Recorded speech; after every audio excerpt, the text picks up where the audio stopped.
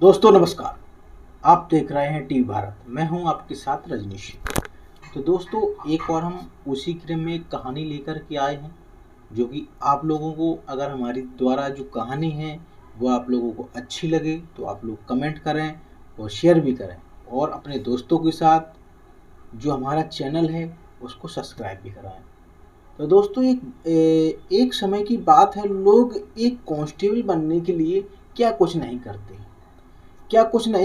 बहुत ही समस्या होती हैं। लोग बाहर जाते हैं, अपने घर छोड़कर जाते हैं कहीं अलग दूर शहर में। तो कोई प्रयागराज जाता है, कोई दिल्ली जाता है, कोई कहीं जाता है, कोई कोटा जाता है, कोई राजस्थान जाता है। तो एक डीएसपी साहब की एक प्यार भरी कहानी है। तो उनको प्यार कहते हैं कि प्यार किस मोड़ पर लेके चला जाए तो किसी को पता नहीं रहता है।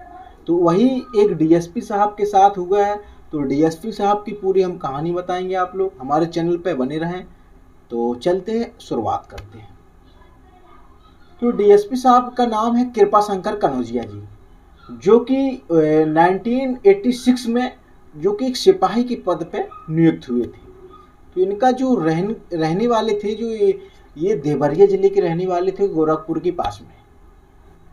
कृपा शंकर कनौजिया जी 1986 ईस्वी में एक सिपाही के पद पर नियुक्त हुए थे। तो सिपाही के पद पर नियुक्त होते हैं और इसके बाद जो इनकी पुलिस विभाग की विभागीय परीक्षा होती है, तो वो परीक्षा दर परीक्षा इन्होंने टेस्ट दिया। तो टेस्ट में ये क्वालिफाई होते गए और इनका जो चयन हुआ है, इनका फिर चयन इंस्पेक्टर में हुआ। 26 वाहिनी पीएसी में इनका इंस्पेक्टर के पद पर चयन हुआ है। 26 वाहिनी पीएसी में इनका जो कि इंस्पेक्टर के पद पर नियुक्त किया गया।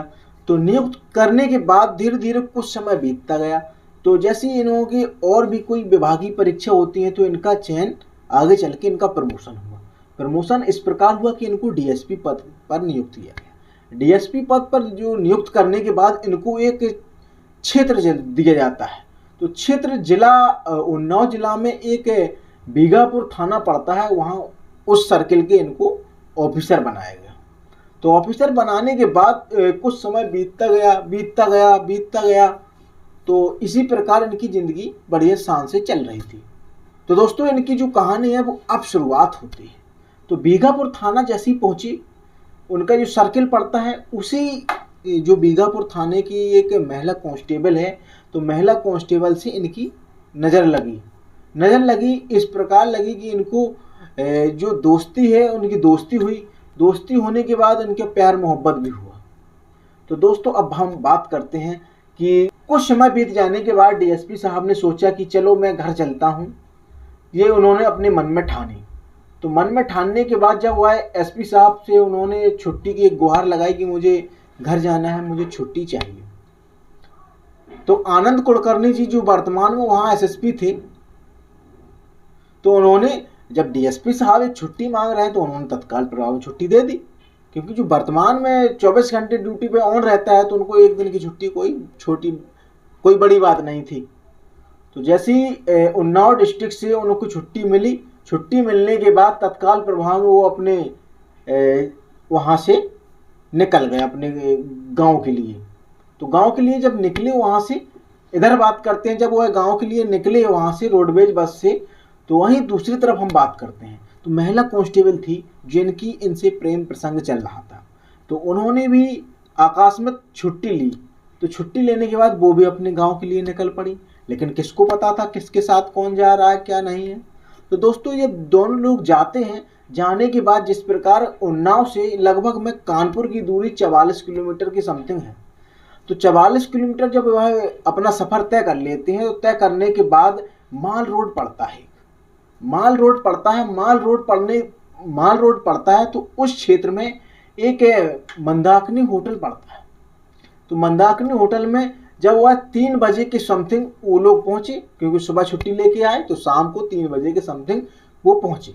तो डीएसपी साहब ने अपना परिचय दिया, आधार कार्ड दिया। क्योंकि जो होटल होता है तो उनका एक उसूल होता है कि जो भी यात्रीगण आते हैं तो उनसे सर्वप्रथम आधार कार्ड मांगते हैं। तो उन्होंने अपनी फॉर्मेलिटीज़ पूरी की जो कि होटल की होती हैं। तो उन्होंने अपने रूम दिला दिया। तो रूम दिला दिया। जिस प्रकार अब यहाँ से बात शुरू होती है इनके जो डीएसपी साहब है इनके घर से।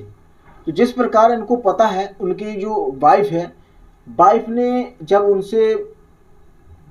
जब उनसे कांटेक्ट करने की कोशिश की, क्योंकि उन्होंने बता दिया था कि मैं गांव आ रहा हूं, तो बता दिया था।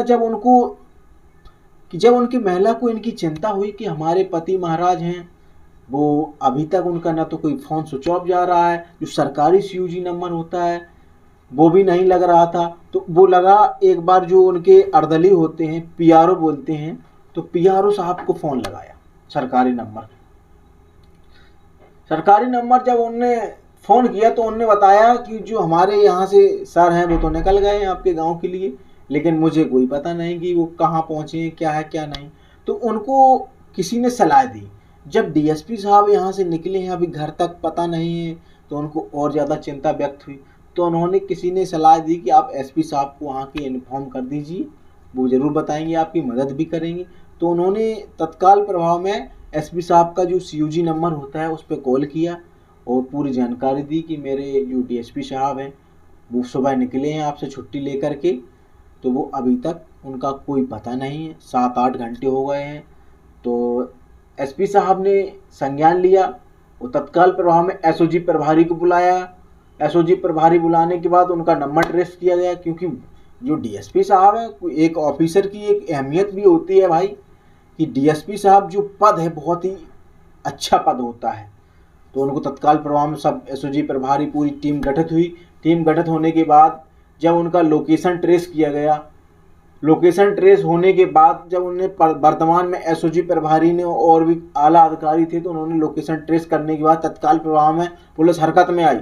उनको वहां से तत्काल प्रभाव में पुलिस रवाना हुई कि हम जाते हैं कि वहां देखते हैं क्या माहौल है, क्या स्थिति है, किस प्रकार वहां रुके हैं। तो दोस्तों एसओजी प्रभारी की टीम अपने उन्नाव डिस्ट्रिक्ट से कानपुर के लिए जैसी रवाना हुई, तो रवाना होने के बाद जैसी मंदाकिनी होटल जो उनके लास्ट लोकेशन था, डीएसपी साहब का जो लास्ट लोकेशन था, तो उस जगह पे पहुंचे। तो पहुंचने के बाद जब वह अपने होटल में रुके हुए थे अंदर, तो उन्हें रिसेप्शन पे पूछा कि ये फलाने फलाने नाम का व्यक्ति आपके होटल में स्टे किया है।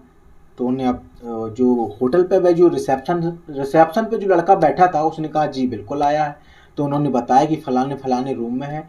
तो एसओजी प्रभारी तत्काल प्रभाव में उनके रूम में गए। रूम में जाने के बाद जब उन्होंने बेल दबाई, तो बेल दबाने के बाद डीएसपी साहब बाहर निकले, क्योंकि जब जिस डिस्ट्रिक्ट में जो अधिकारी नौकरी करता हो तो वो एक दूसरे के चेहरे बहुत ही अच्छी तरीके से जानता है, क्योंकि एसओजी प्रभारी और डीएसपी साहब आए दिन इनका मेल मिलाप होता रहता था।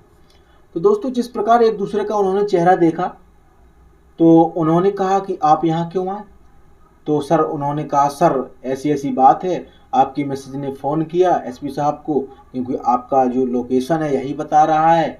लोकेशन बताने के बाद आपका फ़ोन लग नहीं रहा है, तो आपके घर वालों को आपकी चिंता व्यक्त हुई। वो हम लोगों को भी चिंता हुई, क्योंकि हमारे एक आप अधिकारी हैं, तो इसलिए सर मैं यहाँ आया हूँ, जो क्षमा प्रार्थी हूँ, जो भी गलती हुई हो। तो उसी दरबार एसओजी प्रभारी की एक नज़र और पड़ी। तो एक नज़र और पड़ी, उन्होंने देखा कि ये महिला कौन है। तो महिला उनके साथ थी। तो वो एक महिला कांस्टेबल थी, उसी डिस्ट्रिक्ट की थी, उसी डिस्ट्रिक्ट में मतलब तैनात थी। और बीघापुर क्षेत्र में एक थाना पड़ता है, उसी थाने में वो भी तैनात थी। तो तैनात होने के बाद जब ये बात जो हम बता रहे हैं 6 जुलाई 2021 की, तो 6 जुलाई 2021 की बता रहे हैं दोस्तों, ये कोरोना के बाद की बात है। तो दोस्तों अब सिलसिला यहाँ से चालू होता है।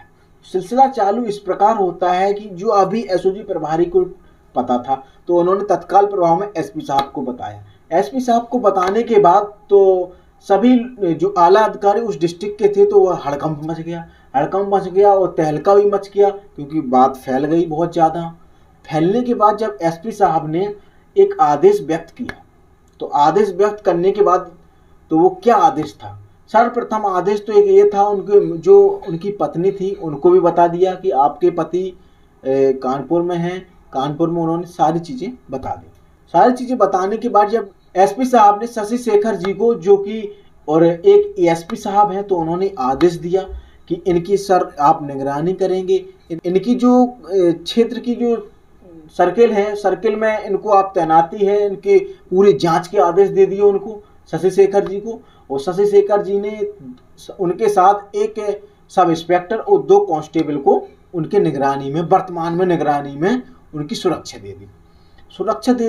सुरक्षा देने के बाद जो डीएसपी साहब थे हमारे कृपा शंकर कनौजिया जी, तो वो जब भी जहाँ भी जाते हैं, एक बात और बताएं, अगर वो लेटरिन जाए, बाथरूम जाए या खाना खाएं या कुछ भी करें, XYZ, उनके जो वर्तमान में तैनाती है एक सब इंस्पेक्टर की और 2 कांस्टेबल की बराबर उनके निगरानी में रहते हैं।